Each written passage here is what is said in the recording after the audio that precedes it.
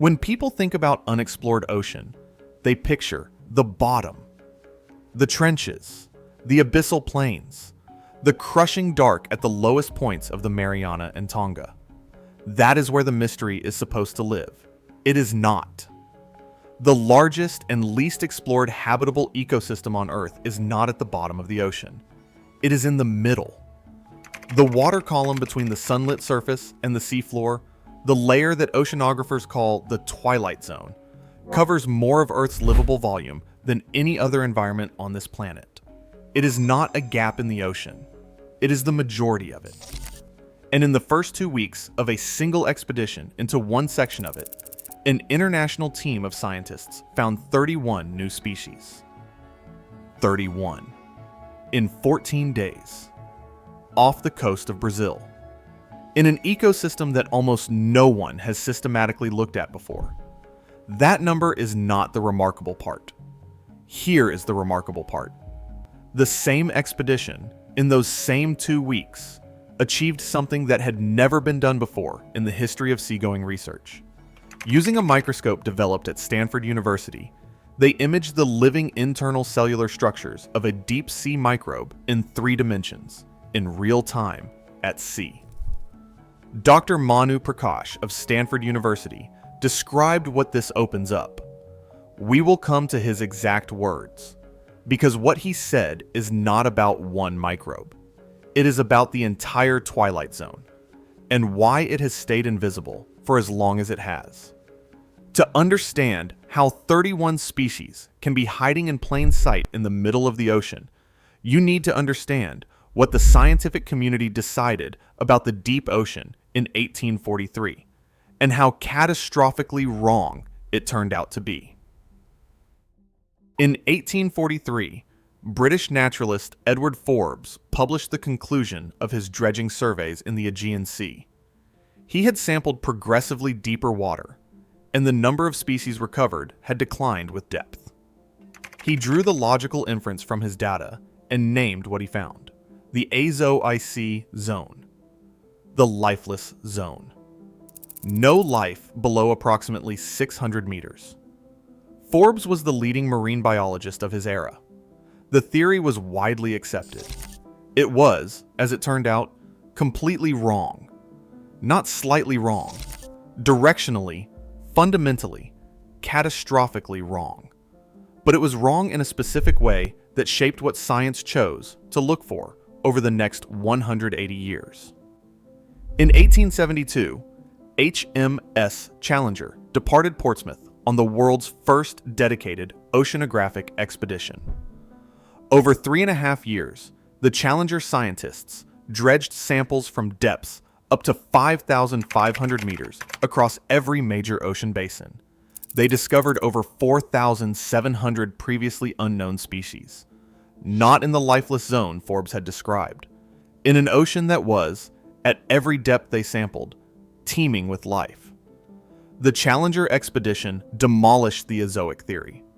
It established definitively that life existed in the deep ocean. What it did not establish, and what took another century to begin understanding, was where the largest concentration of that life actually was. Not at the bottom, where the Challenger had sampled. In the middle.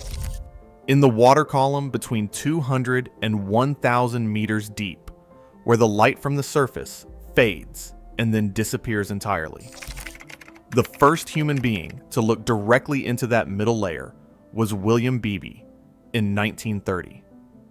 Beebe and engineer Otis Barton descended in a steel sphere they called the bathysphere, reaching 435 meters through a cable attached to a ship on the surface. Beebe looked through the porthole. He described luminous animals drifting through absolute darkness. Things that glowed. Things that moved in ways he had no framework to describe. He published his account in 1934 in a book called Half Mile Down. What he saw was the first direct human observation of the Twilight Zone. It was a preview of something science would spend the next 90 years failing to understand in any systematic way. By 2010, Tom Webb, a marine ecologist at the University of Sheffield, published research in PLOS One that analyzed 7 million records of marine life. His conclusion was direct. It's shocking that in 2010, the International Year of Biodiversity, the largest habitat on Earth remains virtually unexplored. The reason it had stayed that way for so long had nothing to do with inaccessibility. It had to do with the animals. And understanding that reason is how you understand what the Brazil expedition actually solved. Most organisms that live in the Twilight Zone are gelatinous. Soft, transparent, delicate bodies have evolved in an environment where pressure is constant, temperature is near freezing, and no solid surface exists for hundreds of meters in any direction. Pull one of these animals to the surface in a net, and you get biological debris. The body collapses. The transparent structures that define the animal's shape are gone. You cannot describe from that material what the animal looked like, how it moved, or how its body functioned at depth. Traditional marine biology had been arriving at the Twilight Zone for decades and returning with wreckage. The collection method was destroying the evidence. This is the problem that Dr. Karen Osborne's expedition was specifically designed to solve. Osborne is the curator of marine invertebrates at the Smithsonian's National Museum of Natural History in Washington, and she led the Designing the Future 3 expedition aboard Schmidt Ocean Institute's research vessel Falkor 2, deploying the remotely operated vehicle Sebastian into the tropical South Atlantic in international waters off the coast of Brazil. The science team was international. Dr. Dougal Lindsay of JAMSTEC, the Japan Agency for Marine Earth Science and Technology, installed imaging equipment on Sebastian. Dr. Silvina Bada of the Universidade Federal do Rio Grande collected water samples from Sebastian for analysis. Engineers, zoologists, computer scientists, and bioinformaticians worked alongside each other in the ship's labs. The core technology came from the Bioinspiration Lab at the Monterey Bay Aquarium Research Institute. Deep PIV, Deep Particle Image Velocimetry, uses a laser and optics to quantify the motion of water and generate three-dimensional models of transparent animals without making contact with them. The laser passes through the animal. The system captures how the animal's structure interacts with that light and assembles a three-dimensional model. IRIS, the remote imaging system, is a three-dimensional light field camera, technically a planoptic system, that captures detailed visual data about the structure and movement of marine life in its natural environment. Both systems were mounted on Sebastian and deployed into the Twilight Zone. The animals were not collected. They were scanned. The three-dimensional record was kept. The animal was left in the water. A virtual reality chamber developed at the University of Western Australia allowed animals that were collected to be studied in a controlled environment that mimics their natural habitat, preventing the collapse that occurs when gelatinous organisms are removed from deep water. This virtual reality approach kept fragile animals intact for closer study. And then there is the tool that achieved the world first.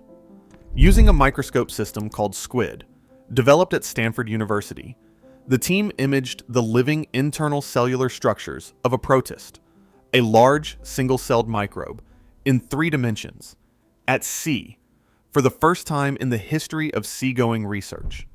They watched the cell's interior while it was alive. They observed how the protist's cellular structure interacted with its glass skeleton. The cell was still functioning. They were watching it function from a ship on the surface of the South Atlantic Ocean. Dr. Manu Prakash of Stanford, who developed the instrument, said this: "This opens a new door for researching deep sea physiology, linking cellular architectures to organism function. We can now witness live internal processes within these extreme organisms adapted to withstand immense pressure and darkness." That statement is larger than it sounds. The reason the Twilight Zone has stayed undescribed is that its inhabitants cannot be studied alive. The collection destroys them. If you can image a living cell's interior in 3 dimensions without collecting it, you have removed the bottleneck. Not fully, not permanently, but meaningfully. The door Prakash describes is not metaphorical.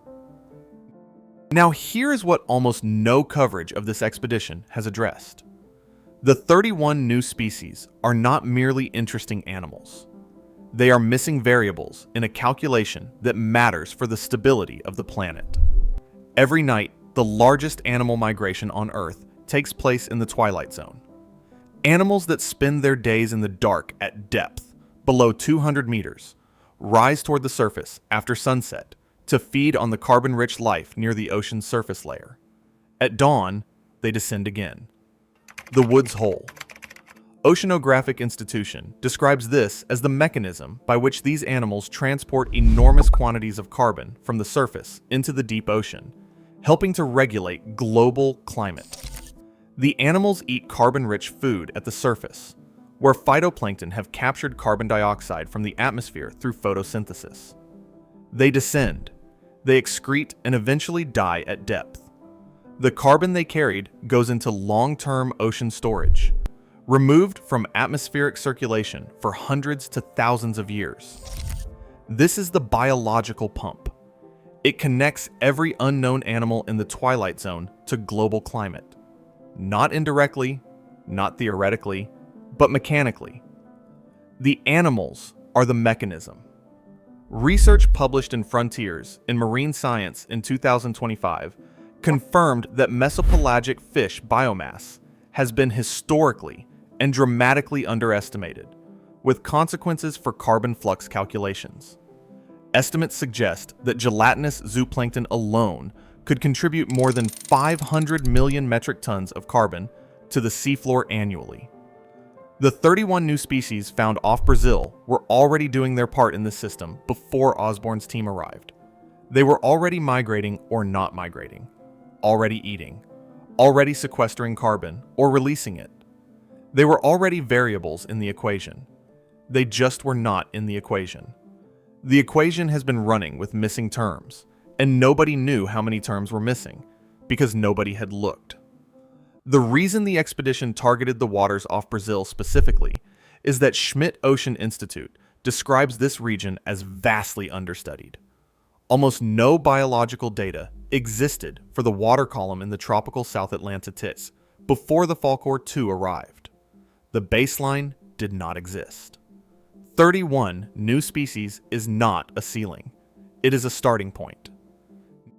Now, the detail the headlines skipped. The Ocean Census, launched jointly by the Nippon Foundation and Necton in April 2023, announced 866 new marine species from its first phase in 2025. In the same announcement, it identified the critical problem. The identification and official registration of a new species takes, on average, 13.5 years. 13.5 years from first collection to formal scientific record. Species found today may not be formally registered until the late 2030s. Some may go extinct before they are documented.